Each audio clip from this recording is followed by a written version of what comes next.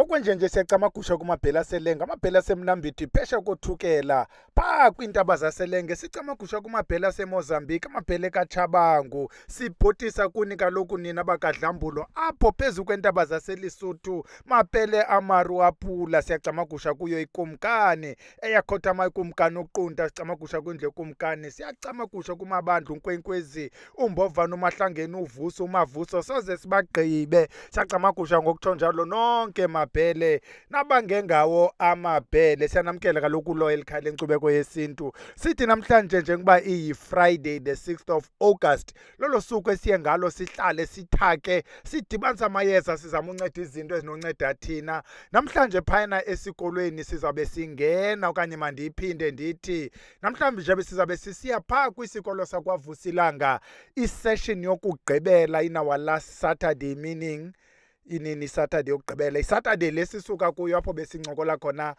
amongst izinto sincokola ngeladi. Sizabe simamele ke incoko on iladi. Mhlawumbi wena mntu ontetho isisiXhosa, you may not know le nto yeladi because yafika kwale nto yeliladi nje bezawuyitsho nje umama othethayo, wena uzawukwa le nto kuthiwa liqonga. Xa kuthiwa igqirha elithile liyoxhonyelwa iqonga, utata othile uyokwenzelwa iqonga, wena uyokwenza iqonga. Nantso le nto sabe sithetha ngayo namhlanje. Uzabe incokola ke ukuxhoma iqonga nothula iqonga, uzabe ichaza in language engiyo le ndiyitshoyo, kodwa ke yile nto athetha ngayo. Njengoba singena ke phayana funeka siyazi uba into yeladi lena, by the way, is part 2. You can go to part 1 uthi nje iladi in our channel, uzayifumana into ethi iladi. Njengoba sithetha ngeli ladi nje, into efamba siyazi eli ladi nje besitsho mama ayenziwa ngokufana le nto. Abantu abafaki izinto zifanayo kweli ladi.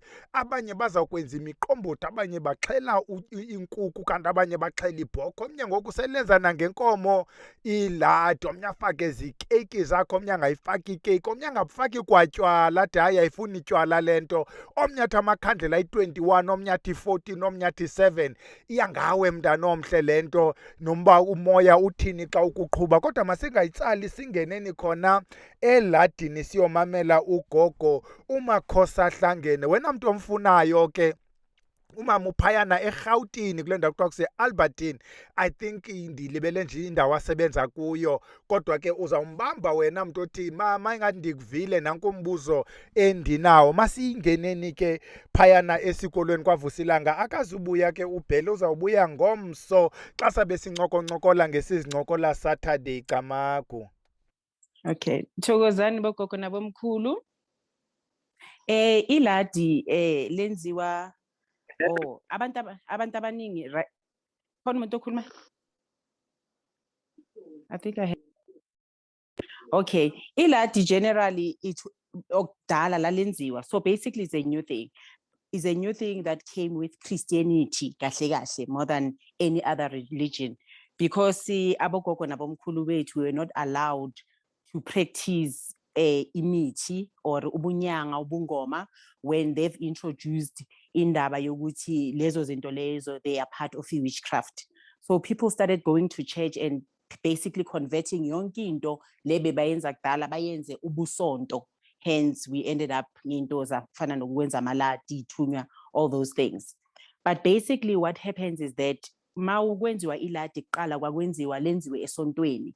Makukuthi kune-event, awuthi nami mangikhula bekwenziwa iladi if mhlambe kungenisa umntwana esontweni, or kunesimo esithile ebesiprofithiwe, kwathiwa fanele ukuthi labo bantu labo abaprofithiwe ukuthi kwenzele iladi.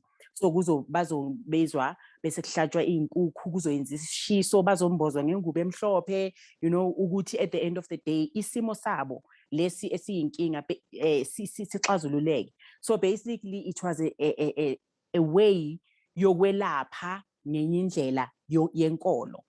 So as isikhathi sihamba, labo bogogo, for example, who were doing amaladi emakhaya ngisho bayashona, then they come to us esiphilayo manje, then end up sibona amaladi. So because some of us asiye emasontweni, or we just somehow impilo ngisho we incorporate some of the things that we've learned empilweni as impilo ihamba. So what we will do, we will now take into eyayenziwa esontweni sizoyenza ekhaya, because now asiyanga esontweni sesiyibona isimo sekungazuthi indlela entsha yempilo yamanje. So so how they will do it is mhlambe umuntu uzophupha or uzofuna ukwenza iladi ngeenkukhu. But not everyone does it ngeenkukhu or ngembuzi or whatever the case. So you can basically ulenze iladi noma ngabe zingekho izinto ezihlatshiwe. And then there will be different reasons why angithi njoba ubhuti bekachazele last week why abantu bebazoyenza iladi. Sometimes umuntu uzoyenza iladi ngoba bekane abortion or abane miscarriage. Sometimes uzoyenza iladi because ufuna ukucela umsebenzi, ufuna ukucela umshado, ufuna ukucela abantwana. So it will depend mostly on what that is. Le ayenzela iladi ezoyenza ukuthi at the end of the day alenze iladi or al-erecte the way according to i-purpose. But the basic iladi, let's say kuzoba ney'nkukhu eziyi-2. Normally umuntu uzohlaba inkukhu ezimhlophe, a male and female. Makaqeda ukuzihlaba angisho ubizile abantu bekhaya ngoba iladi into yekhaya kusinto that friends will be involved in and stuff like that. It will be something that u-auntie, umamkhulu, whoever umhlambe okuyokhulumayo. And iladi is something that you can even do on your own without inviting abantu bekhaya like that normally that we will do mhlambe masenza imbuzi. So kuzobe kuna mhlambe let's say kula ekhaya biza abantu bekhaya ukuthi soyenza iladi siyasho ukuthi sobe nomsebenzi. So kuzobe kunomqombothi, kuzobe kunotshwala obubovu, kunotshwala omhlophe, mhlambe kuzobe kunamabhiya ayi2. So basically like ama representation abantu abomkhulu mhlambe bebaphuza amabhiya bese kuba notshwala obubovu yabona nobomhlophe. Bese kuzoba netiye kube izinto ezibogogo related esaziyo ukuthi abogogo bayazidla. So njoba bengisakhuluma ngotshwala then besizoba nogwayi. It will depend ukuthi nina nenza kanjani, but in my case will faka mhlambe bo BB bazobe baba khona lapho masenza impepho sibeka no BB lapho khona nensango ibe khona. Some will even put ugwayi, so that will be a representation ukuthi generally abomkhulu, those are the things that they would love to have. So sizoyenza iside where those things will be, and then bese senza into zabogogo sesizobeka amatiye sibeke nani. So you won't put a cup of tea mhlambe liyi-1 ugogo cannot really drink it yayi-1, so kuzobe kunabanye abogogo. So we'll put mhlamba amatiye ayi2 ahlale laphayana bese sibeka amakhekhe like izinto ezenza abogogo bese sibeka isnafe because abogogo babhema isnafe. And then also we never forget ukuthi konje kunabantwana efamilini, kunabantwana abangazange balibona ilanga, kunabantwana abashona ukuthi mhlambe sebevelile. Among family yethu you never know, somebody had an abortion, somebody had a miscarriage and they didn't know or were not told about. So but siyalenza iladi labantwana abancane abangazange babona ilanga because ba manono ngithi bazobiza mhlamba amanono by part of amadlozi. So we'll make sizozenza izinto mhlambe sizobabekela boma sweet aboma simba chips, izinto that will basically represent abantwana nanobisi ukuthi bese sitshela bese mase sikubekile lapha is like we will call it decoration. Good dependa ngokuthi yabona mawuthanda izinto so, and then you decorate, you like okay into zabogogo, and then you will put it in a way that kufanele kube nama fruits, kube nabo ama-vegetables like ubhuti bekashilo last week. I didn't know ukuthi fanele kuwakhatha. I've never done that. In this case maybe uyawakhatha or uyawabeka laphayana. So basically iladi li-erectwa ngaleyo ndlela. So a night before seniyalibeka iladi kube nomuntu okhulumayo, kuzokhuluma umnikazi womsebenzi ukuthi siney'nkukhu ezimbili esisihlabile iladi and the purpose of iladi.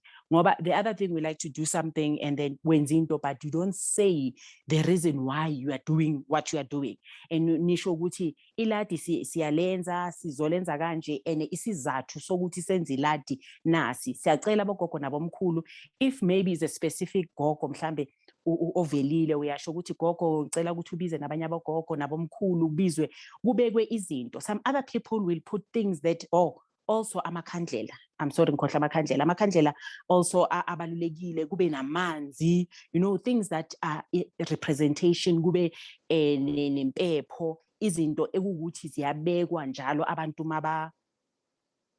mabaphahla, so they're going to be there kuleladi leli enilenzile. So nizolenza, let's say it's Friday, nenza iladi, niyayibeka yonke into, nihamba bese maniqeda sekuhlatshiwe le inkukhu, niyasho ukuthi nazi inkukhu zobe zikhona. Mase ihlatshiwe le inkukhu bese ziyaphekwa.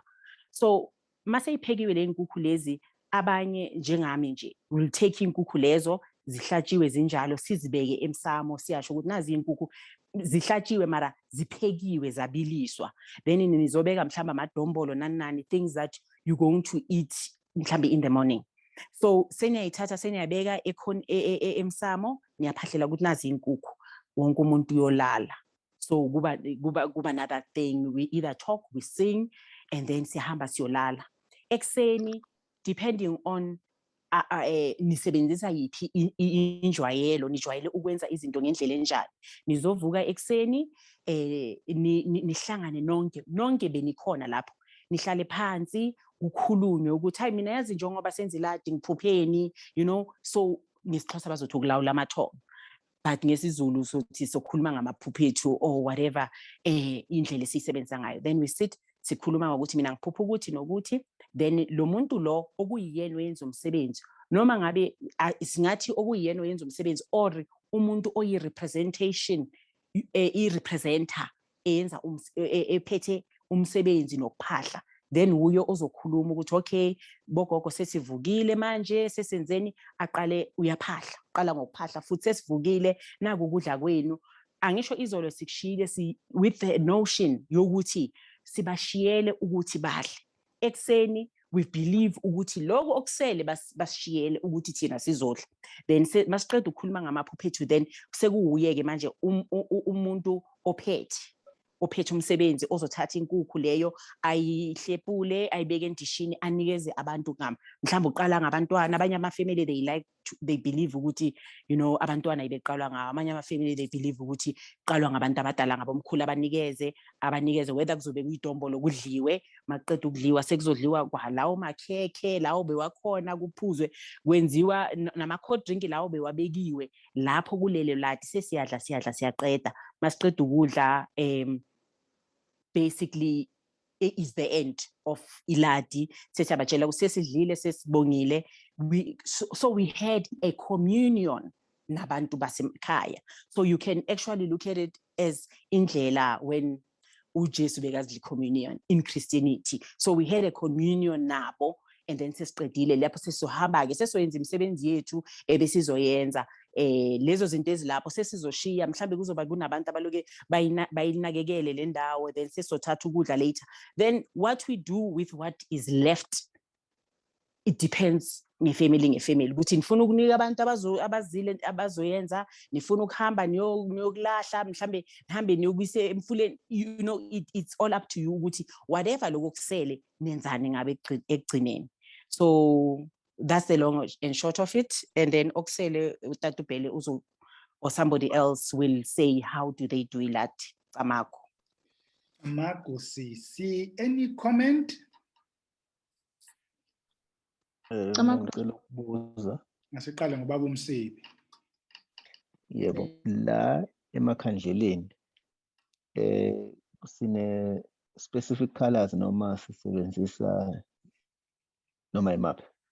Yeah, yabona emakhandleleni abanye abantu bazothanda ukubeka i7. That is why ngithi it is specific ukuthi yini lo yenzayo. Let's say mhlambe bowenzela ugogo, angithi mhlambe wenzela amalunga ethu alomndeni, ungayenza ublue, wenze uyellow, wenze uwhite. That is enough. So kuya ngokuthi whether it was prophesied indaba yakho noma kwenzakaleni, noma wena ubona ukuthi imaphi amanye amakhandlela ufuna ukwafake lapho. But you know, also angisho people will add maybe ipink for the representation yabantwana laba bangasekho, as I was saying ukuthi kunabantwana bangasekho. So I didn't specify amakhandlela because umuntu nomuntu kunendlela enza ngayo. Mhlamba abanye abantu uzothi mina engenza isipostoli, thina ngesipostoli we just put a white candle in the middle and 2 red, or a white red and 2 yellow. So it's not prescriptive ngoba abantu benze izinto ngendlela ehlukile, and izimo or the reasons why wenza iladi will depend, will determine ukuthi yini le, which colors are you gonna put there.